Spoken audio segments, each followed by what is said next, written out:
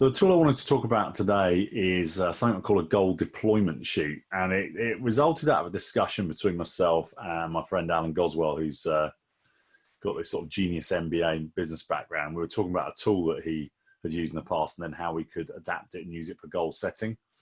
So without further ado, let me talk you through the goal deployment sheet. So on the face of it, it kind of looks like someone just vomited over an Excel spreadsheet, but it's not necessarily the case at all. And it's pretty simple as you work around it. So first of all, what you do is you put your annual goal in the bottom here, and it might be we're working with a particular business and their annual goal for the year. It doesn't have to be annual goal, but annual's easier to work with initially. Increase profits by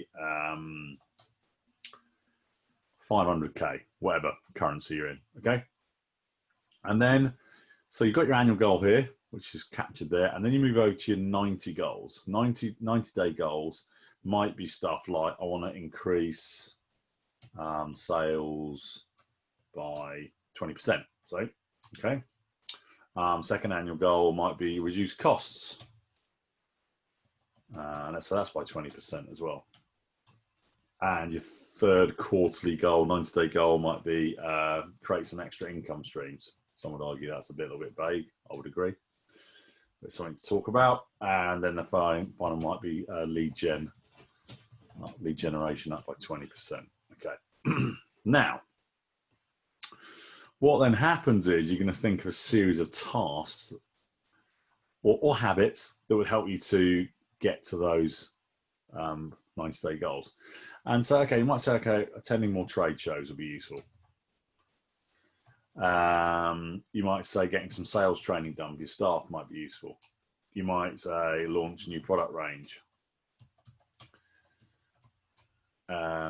Implement some home working, particularly relevant at the moment as the time of recording this video, because it could reduce some overheads in terms of not having as much office space needed.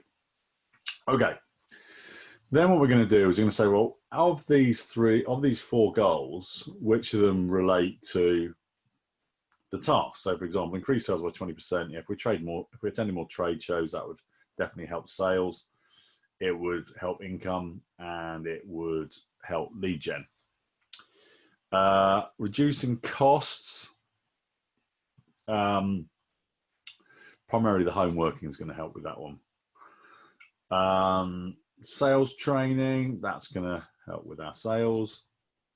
So you see, you can do it two ways. You can either follow your 90-day goals up from here and work out which of them are relevant to here, or you can go from each task and say, what's that going to help with? Launch new product range is definitely going to help income streams, and it probably should help sales as well. Okay. Now then, over here we've got different kind of resources, I guess, really, and you can change these to whatever you want. This is ones that we came up with when we were working with a particular client. So in this case, they had people, what department is responsible for these tasks, funding required, what equipment is needed, and what knowledge are we either going to use or create knowledge base. So for example, with the people, so which people are involved? So let's just make up some people. So we've got Bob Smith, we've got a Jane Jones. Oop, starting right over my 1 year goal. It's would not be a good move. Jane Jones. We might have a Carol Davis. And we might have a David Roberts. Okay. And then we just go, okay, of these tasks, who's leading it? And generally, with this particular client, we said, well, if anyone that's leading it, we're going to give them a 1. So trade shows was a 1 for a Bob Smith. 10 more trade shows was a 1 for a Bob Smith. Sales training, and a 2 for David Roberts. Sales training was a 2 for Bob Smith and a 1 for David Roberts. They probably, I'm guessing they're working in similar areas or departments. Launch new product range was a 1 for Carol Davis, a 2 for Jay Jones, and implement home working was the other way around. Okay. So then you know who's responsible for that, for getting that particular task done. Then the different departments are involved. So there might have been a sales department, there might have been a marketing department. There might be a R&D, and there might be HR. Some of these people in blue might be working those departments or not. And same thing again. So basically, in this case, we're just going to say, right, trade shows. You could again rank it 1 and 2, who's driving it, and so on and so forth. In this case, we were just basically just saying, yeah, these 2, sales and marketing, are involved in the trade shows. Sales training, that's the sales department. Launch new product range, actually ended up being sales, marketing, and R&D. All 3 of those were getting involved. Implement home working was primarily an HR-driven project. And then we looked at funding for these different tasks. And with the funding, you can, I'll just have straight cash. But in this case, with the company, we were looking at funding it in terms of actually how many hours are we dedicating to it. How many hours are we dedicating to it? And then we had internal funding, so within the company, being funded by the company. And in some cases, we were actually looking for some external funding. Maybe it was getting a loan. Some companies might be investors. In this case, it was a company loan. So then we go back to the tasks and go, right, 10 more trade shows. They estimated that the initial setup for that would take about 12 hours. I thought it was pretty optimistic, but hey ho. And they were probably going to spend about 30 grand internally on the shows. That's both equipment costs, but also paying the fees for attending the shows. The sales training initial setup was 4 hours. They had something they were going to use, so it was just putting that in place, and was going to cost them about 20 grand. It was actually they were paying for an external provider to do most of the work for them, but 4 hours from their side to get things set up properly. The launched new product range, they had something in progress already, but it was going to be about another 15 hours to get that up and running. It's going to cost them about 50 grand internally, and they're also going to work with an external source for another 50 grand of input. And the final one was some home working schemes. They'd done most of the work. There's another 5 hours to go, and it was going to cost them about 10 grand internally to get that going. So that was their funding. Equipment was like basically what do we need, or what do we need to allocate, or what do we need to buy in. Just a reminder, we need to make sure we've got the right AV equipment in place. And so again, obviously these resource boxes, you can make them bigger, you can make the task list bigger, you could have more resource boxes. But basically, you start from this resource triangle and work to the right, basically. So we had AV equipment in here. We had an internal network / comms communications. We had a factory,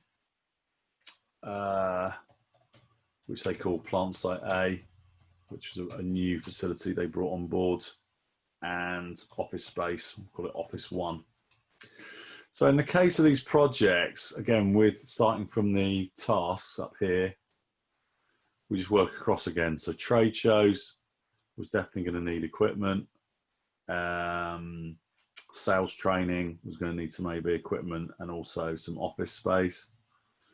The product range was going to need a factory site to get that up and running and made.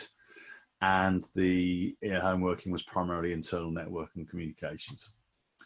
And then finally, we were looking at what knowledge do we need. So we identified that it was going to be useful to create a marketing manual. That it would also, we would use some external provider knowledge. You might want to name them. We wanted to create a product launch process. So again, some sort of manual or system that was written so it could be followed again. And we need to make some adjustments to the HR manual for the home working. So again, 10 more trade shows. Primarily, what we learned from doing that would be added to the marketing manual. Sales training was primarily was going to be recorded and documented by the external provider. The product range was going to lead to the creation of a new product launch process, and the home working was going to get added to the HR manual. So what do we have? What do we then end up with? We end up with, on one sheet of paper, why is this useful? Is particularly for visual people as well, but just generally, it's just easy to see what is going on in the business on one piece of paper, and you can add as much or little detail as you want. But on here, just to summarize, we've got annual goal, increase profits by 500k. You then come over here to the 90-day goals, and we've got the sales costs, extra income streams, and lead gen as the 90-day goals. We then follow that up and see, with those 90-day goals, what tasks, depending on where the crosses are, do we have associated with that 90-day goal? And then as we move from left to right, what resources do we need for these different tasks? The resources are listed down here. And we've got which people are leading, which people are supporting the task or project. This could be projects as well. What departments are involved, depending on the X's, what funding is involved, time, internal and external funding, what equipment is needed, what knowledge are we using, or what knowledge do we need to create. And that's the goal deployment sheet. It's very, very useful for people that just want to know, okay, what's going on. So if you're reporting to a manager upstream, to say, look, this is basically what we're looking at in our department. So it could be a department goal deployment sheet. Very, very useful to very quickly show your manager the sort of the big picture stuff, but also like how it's all being worked out and allocated, because it might then lead some questions about why you're doing this or why have you left this out and so on and so forth. So very useful tool. As you said, you work around it systematically. It doesn't look like someone's vomited on an Excel spreadsheet. So enjoy using it. Bye for now.